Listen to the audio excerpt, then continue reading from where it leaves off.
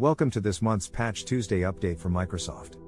On March 2023, the company released a cumulative security update that addresses 83 flaws, including 9 critical vulnerabilities and 2 zero-day flaws.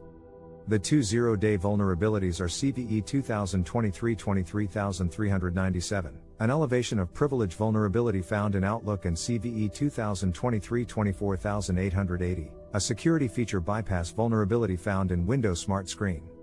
Let's take a look at CVE 2023-23397 first. This vulnerability allowed cyber criminals to create malicious emails that would cause the target's endpoint to connect to a remote URL and transmit the Windows account's netNTLMv2 hash.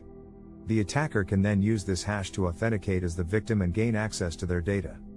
This particular vulnerability was being exploited by a threat actor known as Strontium. The second zero-day was found in Windows Smart Screen and allowed hackers to bypass the Windows mark of the web warning. This warning usually appears when you download a file from the internet and alerts you to potential malicious activity. By bypassing this warning, hackers were able to gain access to the victim's computer and data, oftentimes without their knowledge. Microsoft has patched these vulnerabilities with this cumulative security update, but if you have yet to install it, you should do so as soon as possible. Installing the update can protect you from multiple cyber threats and is an essential way to safeguard your data. Speaking of security, you should also take the time to sign up to the Tech Radar Pro newsletter. This subscription offers all the top news, opinion, features and guidance your business needs to succeed.